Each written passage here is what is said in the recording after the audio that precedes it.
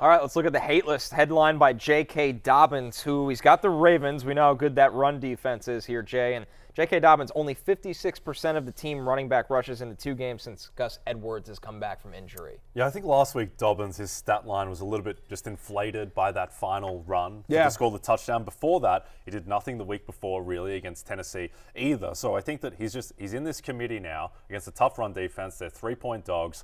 J.K. Dobbins is now in the plus 350 range to win comeback player of the year. Yeah, he's got a phenomenal story, but this award typically doesn't they don't emphasize story as much as production, evidenced by the fact that the dead bloke didn't win the award last year. But so I think that I think ultimately a quarterback is going to win this award. I think it might actually be Kyler Murray, who is the value at the moment, Matthew. Yeah, Kyler Murray having pizza with randos on the streets of New York. It was great. It's so great.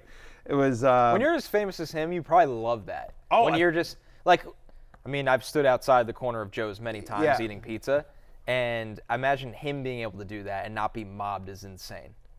He's just one of the guys. I am sure, because that's probably a very rare occurrence. Right. Like, you can't do that anywhere in Arizona. No, 1,000%. In New York, anyone could do that, though. No, 1,000%. I will.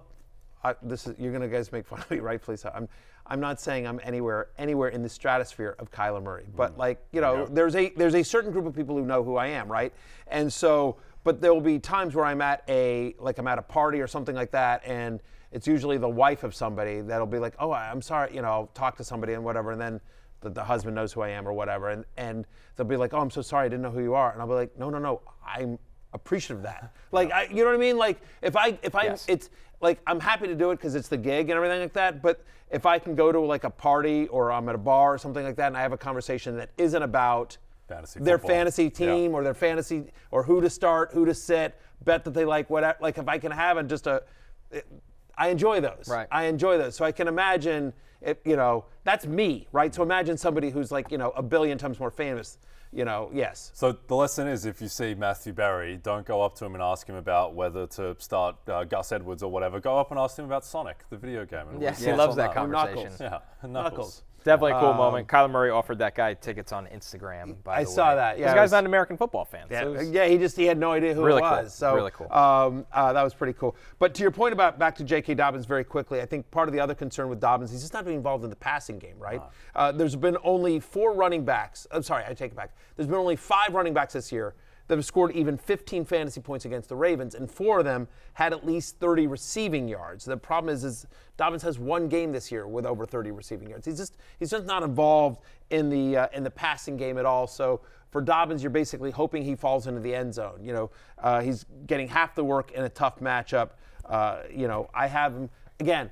To be clear, it's by Mageddon, 6 teams in our bye. If you have J.K. Dobbins, you're probably starting him. I'm just inside my top 20, but again, love-hate is all about higher or lower expectations. I lower my expectations for Dobbins this week against Baltimore. And just outside the top 20 is DeAndre Swift at RB21. The problem with Swift isn't really talent or situation, Jay. It's that the matchup over the past 4 weeks, Brian Flores' Vikings defense has been the best unit against running backs in fantasy. That's who Swift has on deck. Yep, difficult. Also, some questions about Swift's health for this game. I think that just the quality of the run defense, the fact that the Bears, who did, to be fair, look a lot better against the Packers than they had the previous week against the Patriots, but they're 3.5-point dogs at home against Minnesota. So, look, you're probably still starting DeAndre Swift if he's going to go, just because of where you drafted him, and still he is the lead back in what looks like a slightly more functional NFL offense now, but you don't love the matchup. No, and by the way, speaking again about Roschon Johnson, who, backup producer Pete just completely fleeced you on. Yes. Yeah, I mean, he really got in your pocket there. Well done. He cooked me. It'd be great. What would be hilarious is if he picks up Tucker Kraft after you drop him. And then Tucker Kraft gets hot again. Yeah, 1,000%. That's how fantasy football often goes. That's exactly what's going to happen, and I am rooting for it. Yeah. This is what you've done to me. I'm rooting for backup producer Pete in this one. And then next of all, Anthony Richardson gets benched again. Pete picks up Joe Flacco and then beats me in the playoffs on the arm of Flacco. Yeah, it'd be great. Yeah. Bring it all together. Can't wait for all that to happen, but specifically to Roschon Johnson, now on backup producer Pete's team. Last week, DeAndre Swift had 41% of the team rushes. That is a season low for him.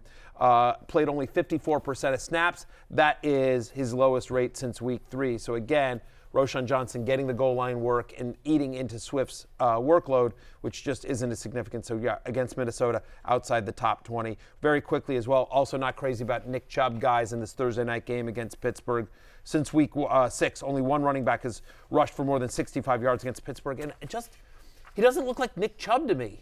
Yeah, it feels like a long road back to getting normal. I was surprised, guys, and this isn't my play tonight, but his rushing attempts line tonight is at 14.5.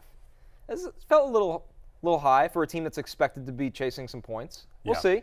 I guess, and also now, I wonder if a little bit of that is baked into their pass rate with Deshaun Watson, which was so low, whereas Jameis is flinging it 45 times in these games. Right. So I would expect that, we'll get to it, but I think there might be some Jerome Ford. Hey, it's Matthew Berry from NBCSports.com and RotoWorld.com, and I want to thank you so much for watching whatever it is you just watched, or if nothing else, being too lazy to click out of the autoplay after this video started, after whatever it is you actually wanted to watch finished. But now that you're here, I'd like to take a moment here to ask you respectfully now, okay? I'm asking you respectfully to subscribe to the NFL on NBC YouTube channel. You'll get the latest RotoWorld fantasy news headlines, all sorts of great shows, including my own Fantasy Football Happy Hour. So go subscribe now. Again, I'm asking respectfully.